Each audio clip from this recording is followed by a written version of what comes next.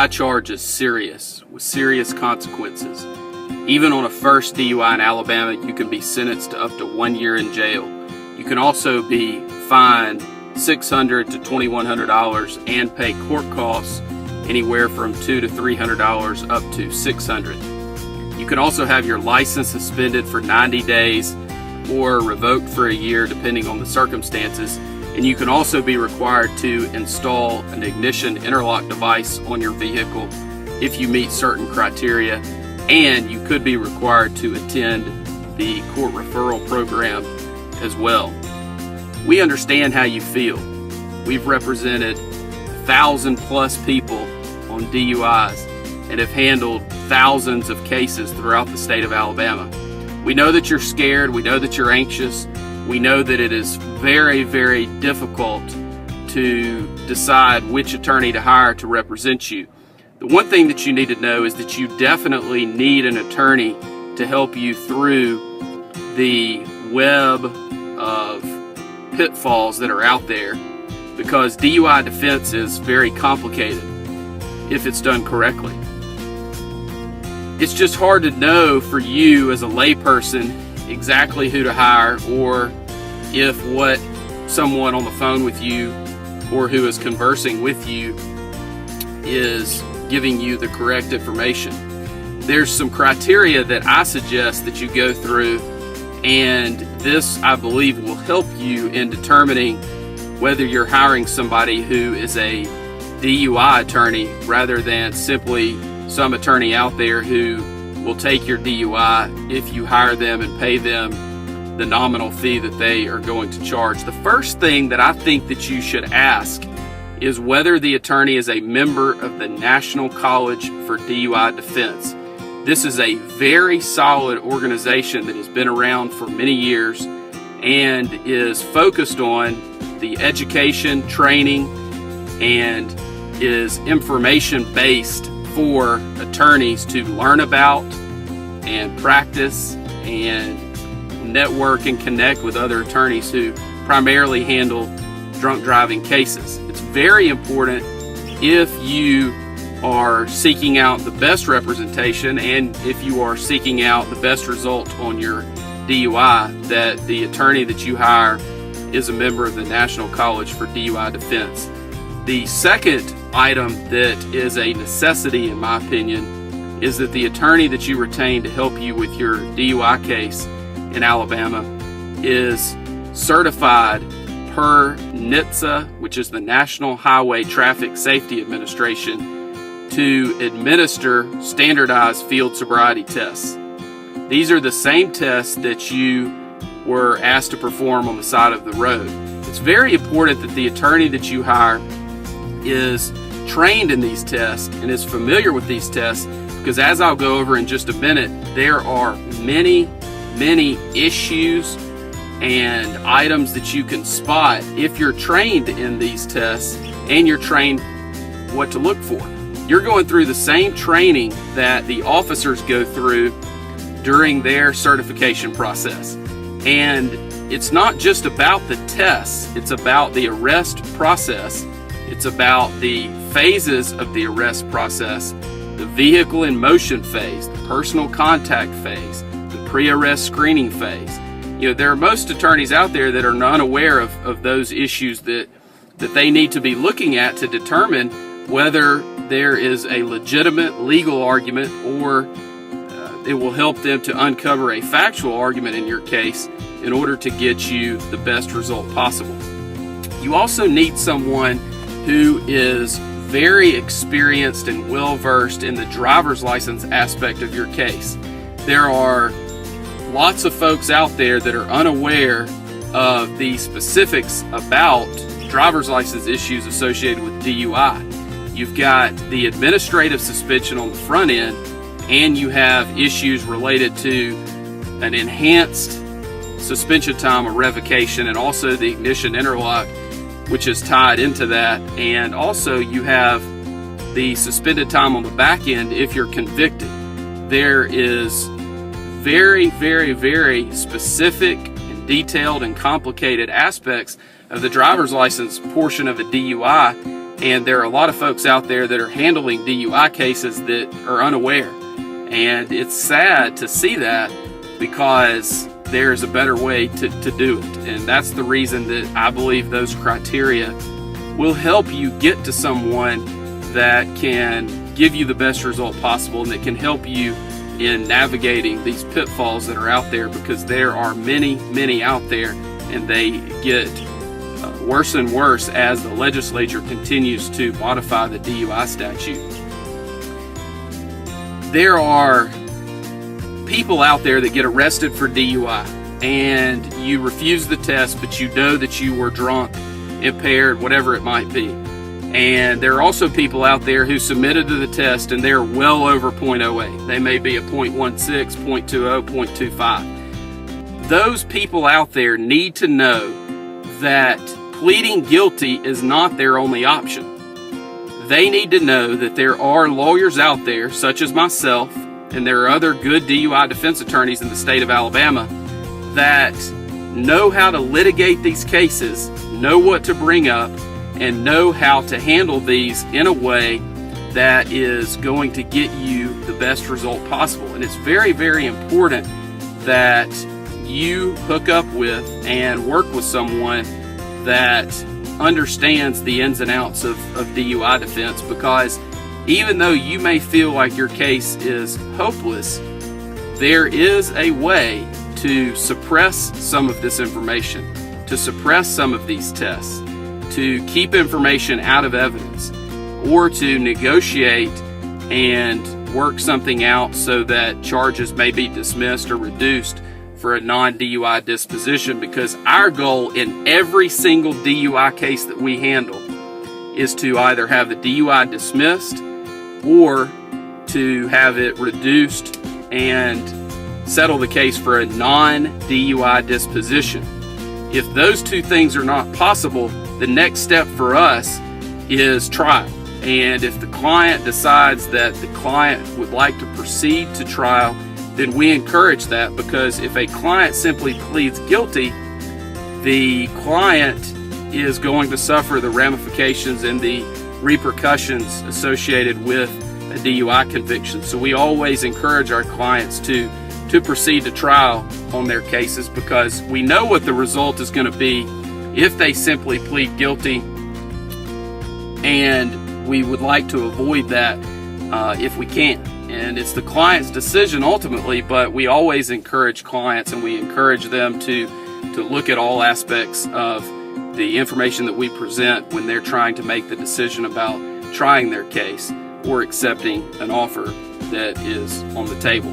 So the first step in a DUI defense case is to secure the license issues. That it may include requesting a hearing, may include requesting a review, it may include going to the driver's license suspension hearing, it may include filing a lawsuit against the Alabama Department of Public Safety. But no matter what stage you're in, whenever you choose to retain us, we evaluate it and go through a very sophisticated process and procedure that we have put together to handle these cases in order to give our clients the best chance of success on their cases. The next thing is for us to gather information from you and about you. We have a very extensive questionnaire that we will either go over with you or send to you, or you can pick it up from us, and that gives us lots of information about you and helps us to humanize you with the prosecutor and the other parties that we will be dealing with on your case. We'll also give you a plan of action. A lot of people get worried because they feel like they're not doing anything to help their case, and we'll give you a plan of action and things that you can focus on, and we'll counsel you not to worry about your case or worry about the outcome, but let's focus on the process. Let's focus on what you can do today to help you as a person, but also to help you with your case. And that's one of the things that we feel like separates us from other folks that are out there, because we will give you a plan of action and go over with you the things that we feel like you should do to help us help you. And it gives folks a lot of comfort in doing those things, and those things always help and they never hurt, and we feel like it's important for you to take the action steps that that we give you. The next step that we go through is we'll file documents with the court, and we get to choose what documents those are. We'll file a notice of appearance, usually a motion to continue, and we may also file other documents at that time as well. Depending on where we are, we will then decide at what point in time we need to file discovery motions, and we look at those based on a court-by-court basis and also a case-by-case basis, depending on what the issues are and depending on whether that may help our case at that point or might hurt the case. And of course, we don't want to do anything that could be detrimental to your case at that time. At that point, we begin prepping for the initial appearance, and that includes putting everything in an order that is accessible and collecting documents and other items that you have completed. And then we begin, of course, moving towards that first court date, whenever that might be, whether it's on the initial court date or usually the case would be continued at some point. After that, we begin the evaluation process of your case. We look at every single aspect of DUI defense in order to give you the best result possible. We look at any defense that might be available that is out there. If there was an accident, most people think that an accident case, they think this: I had an accident, I was impaired, I'm guilty, I need to plead guilty. And that could not be further from the truth. Accident cases are very, very tough for the prosecution, and there are a lot of folks out there handling DUI cases that are unaware of that. They just don't know the ins and outs of the accident issues in a DUI case. The other issues that we look at are actual physical control. Were you in actual physical control of the vehicle? Were you sitting in a parking lot? Where were the keys? Was the vehicle operable? Those are things that we need to look at in every single one of our cases that involve those issues. We also look at the private property DUI issues. We also look at anonymous tip issues. There's been some recent cases that have come out that are not good for the defense on those type issues. However, there are still arguments that can be made, and there's still a burden that we feel like the prosecution must meet anytime there's an anonymous tip issue on a DUI case. We also look at issues about whether you were asleep at the wheel, whether there were passengers, whether there are other issues associated with actual physical control, whether you're on private property. What are the issues associated with how the officer got to you where you are? We have a lot of cases where people pull over and they're asleep in a mall parking lot at night, and we want to know all of the facts associated with those aspects so that we can make sure that the arrest process was done properly by the officer. We also look very carefully at whether there was a blood test performed. There are many folks out there who assume that a hospital blood test is reliable and is one that should be looked at closely as one that is foolproof as far as introduction into evidence and that it comes in every time. And the answer to that is absolutely not. The hospital blood testing process for blood alcohol content is definitely not something that is or should be relied upon, because the testing is not valid, it's not scientifically reliable, and should not be admitted into evidence in our opinion. We also look at the process that a state trooper may have had blood drawn at the hospital provided to him, and he uses the blood kit and sends it to Alabama Department of Forensic Sciences in order to have the blood tested there.